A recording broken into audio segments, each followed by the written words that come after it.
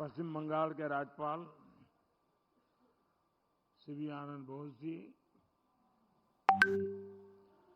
केंद्रीय मंत्रिमंडल के मेरे सहयोगी सर्बानंद सोनोवाल जी, सुकांता मजूमदार जी, शांतनु ठाकुर जी, संसद में मेरे साथी सौमिक भट्टाचार्य जी, सौमित्र खान जी, पश्चिम बंगाल विधानसभा में विपक्ष के नेता शुभेंदु अधिकारी जी,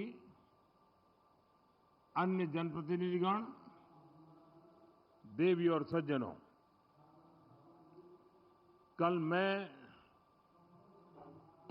मालदा में था और आज यहां हुगली में आप सभी के बीच आने का सौभाग्य मिला है। विकसित भारत के लिए पूर्वी भारत का विकास, इस लक्ष्य के साथ केंद्र सरकार निरंतर काम कर रही है। कल और आज के कार्यक्रम इसी संकल्प को और अधिक मजबूत करने वाले हैं। इस दौरान मुझे पश्चिम बंगाल से जुड़े विकास के सैकड़ों करोड़ रुपए के प्रोजेक्ट का शिलान्यास और लोकार्पण करने का अवसर मिला है। कल पश्चिम बंगाल से देश की पहली वंदे भारत स्लीपर ट्रेन आरंभ हुई है। बंगाल को करीब आधा दर्जन नई अमृत भारत एक्सप्रेस ट्रेनें भी मिली है।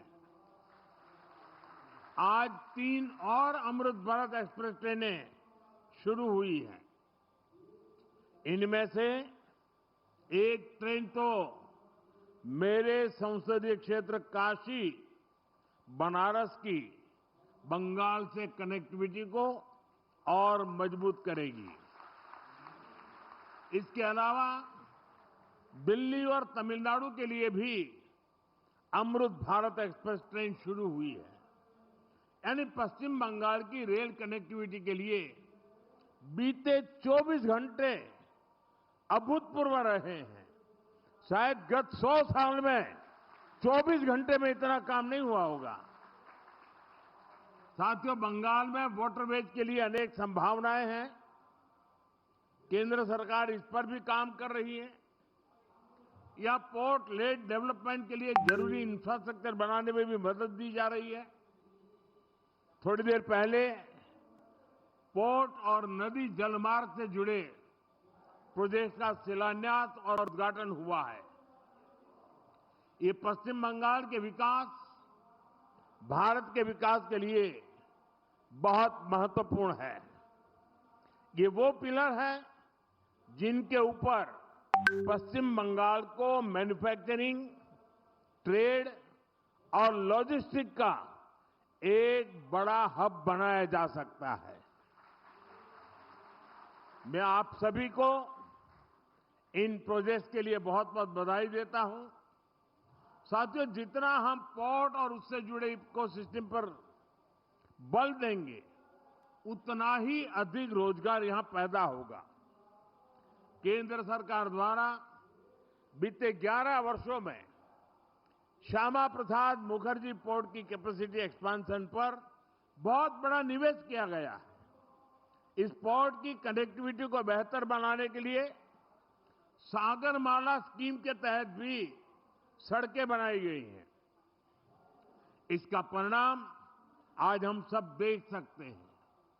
बीते वर्ष कोलकाता पोर्ट ने कार्गो हैंडलिंग के नए रिकॉर्ड बनाए हैं।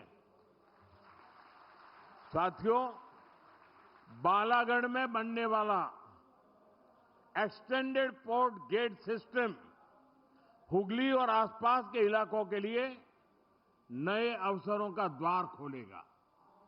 इसे कोलकाता शहर में ट्रैफिक और लॉजिस्टिक का दबाव कम होगा। गंगा जी पर जो जलमार्ग बना है उसके जरिए कार्गो मूवमेंट और बढ़ेगा। ये पूरा इंफ्रास्ट्रक्चर हुगली को वेयरहाउसिंग और ट्रेडिंग हब बनाने में मदद करेगा। इससे यहां सैकड़ों करोड़ रुपए का नया निवेश होगा। हजारों युवाओं को रोजगार मिलेगा। छोटे व्यापारियों और ट्रांसपोर्ट से जुड़े लोगों को लाभ होगा और किसानों और उत्पादकों को भी नए बाजार मिलेंगे।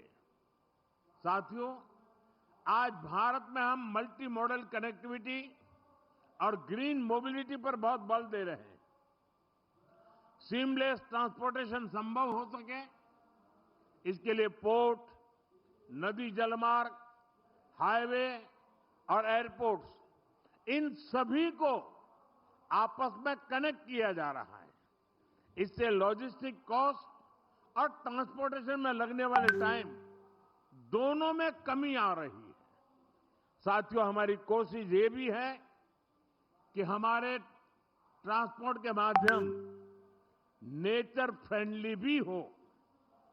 हाइब्रिड इलेक्ट्रिक नाव से रिवर ट्रांसपोर्ट और ग्रीन मोबिलिटी दोनों को बल मिलेगा। इससे हुगली नदी पर आवाजाही आसान होगी, प्रदूषण की समस्या कम होगी और नदी आधारित टूरिज्म को भी बल मिलेगा। साथियों, भारत आज फिशरीज और सी फूड के प्रोडक्शन और एक्सपोर्ट में बहुत तेजी से आगे बढ़ रहा है। मेरा सपना है कि पश्चिम बंगाल इसमें देश को लीड करे। केंद्र सरकार नदी जलमार्ग को लेकर अपने विजन में बंगाल को प्रमुखता से सपोर्ट कर रही है।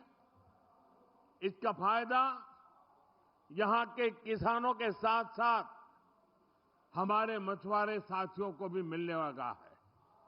साथियों, केंद्र सरकार द्वारा शुरू किए जा रहे सारे प्रोजेक्ट पश्चिम बंगाल की विकास यात्रा को गति देंगे। एक बार फिर आप सभी को इन प्रोजेक्ट्स के लिए मैं बहुत बहुत शुभकामनाएं देता हूं। पड़ोस में ही हजारों लोग काफी समय से इंतजार कर रहे हैं। वहां भी मुझे बहुत कुछ कहना है और शायद लोग उसे सुनने के लिए ज्यादा उत्सुक है। जरा खुलकर बातें वहां करूंगा और इसलिए यहां मैं मेरी वाणी को विराम देता हूं और मैं अगली सभा के लिए आप सबकी इजाजत लेकर के निकल रहा हूं। बहुत बहुत धन्यवाद।